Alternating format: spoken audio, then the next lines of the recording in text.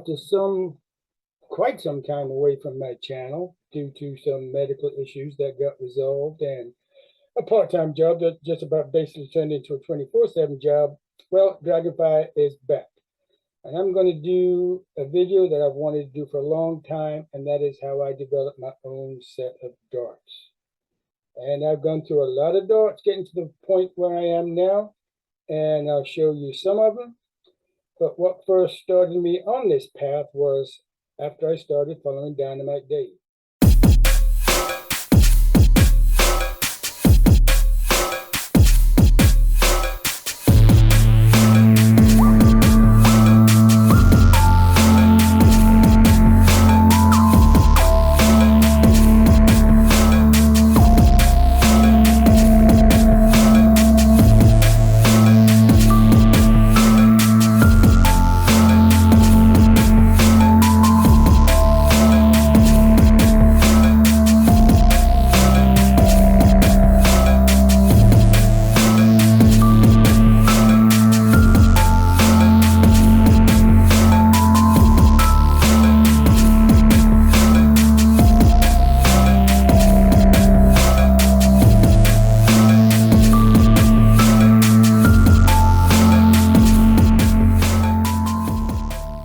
Teaches you to eliminate any anomaly, any extra movement, anything you don't need in the process of throwing your dart.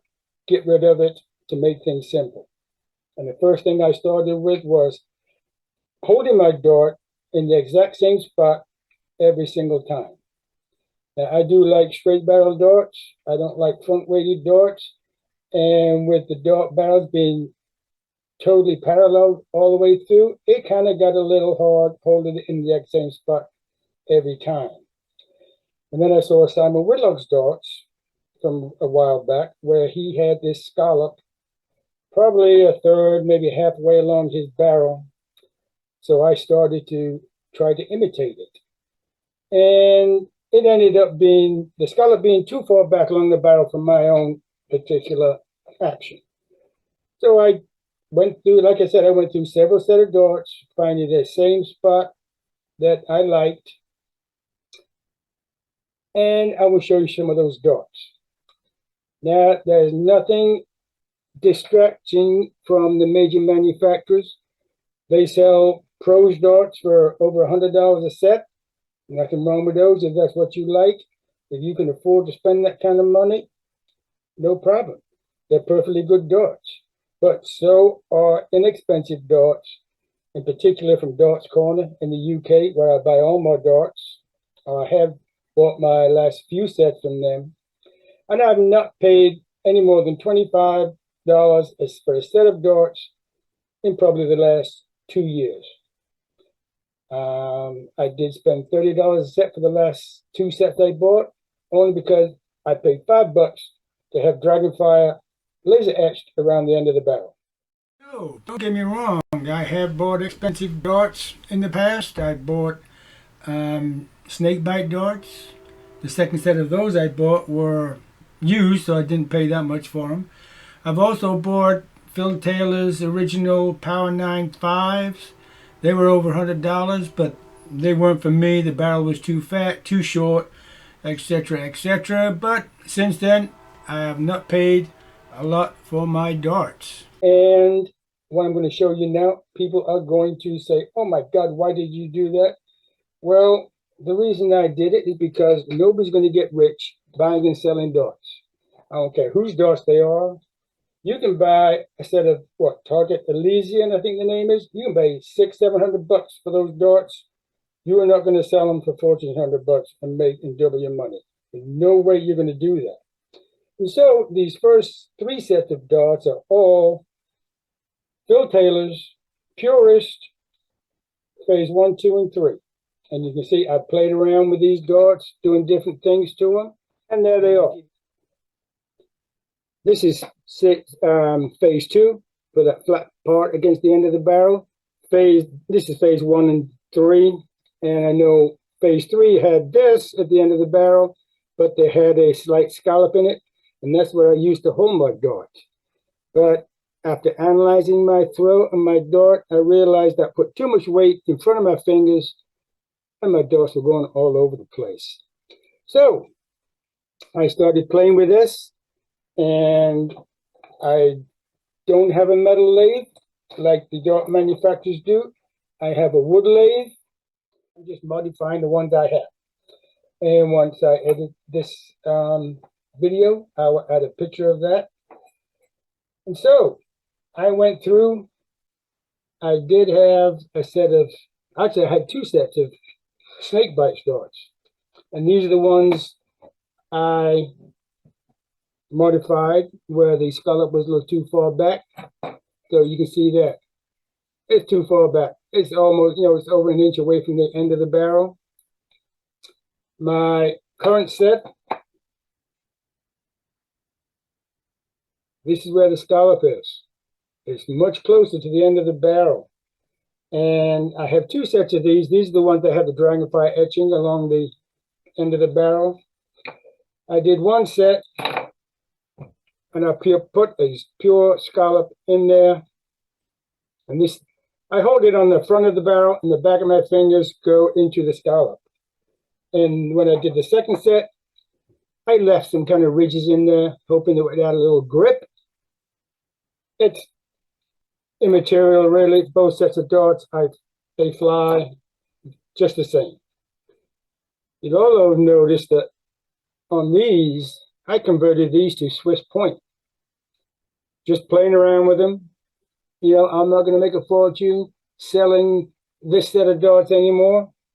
I wouldn't have made a fortune selling the first set anyway. But you can see also on these darts, conversion points. This set also have Swiss points on them, and these I just left the regular points on them. So I went through several sets of darts.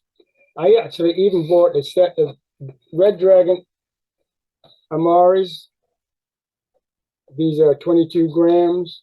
I bought these because they do have the scallop already in the barrel. But these are too light for me. And if you've seen any of my other videos, you know when I went to see Dynamite Dave over in the UK, he gave me a set of Luxley Robins.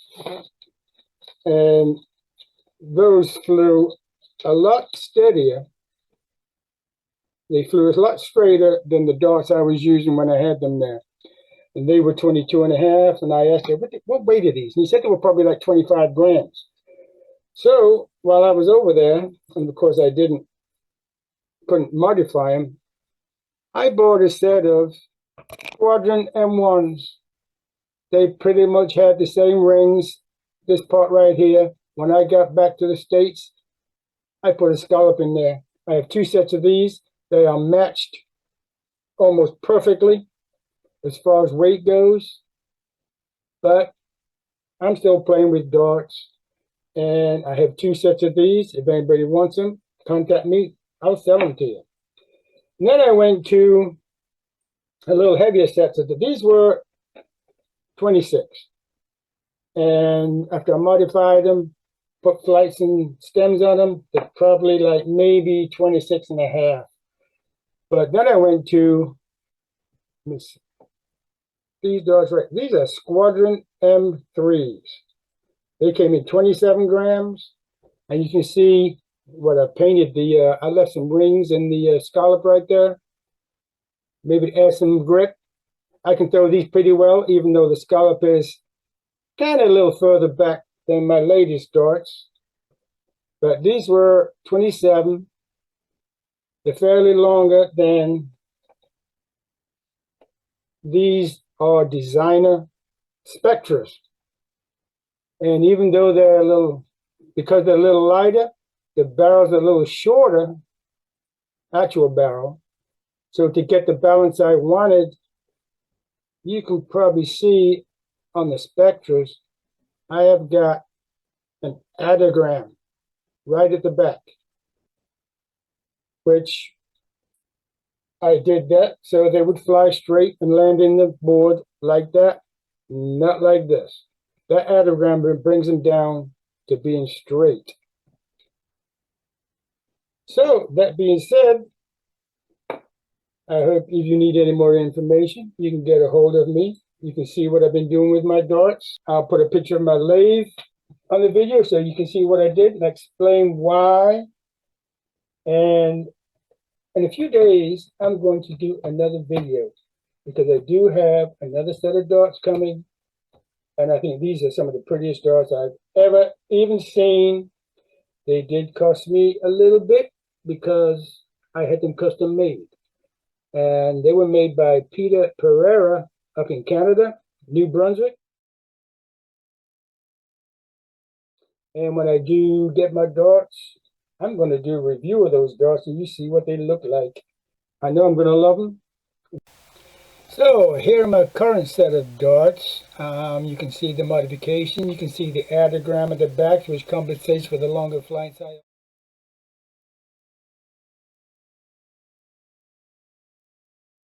Also put on the front.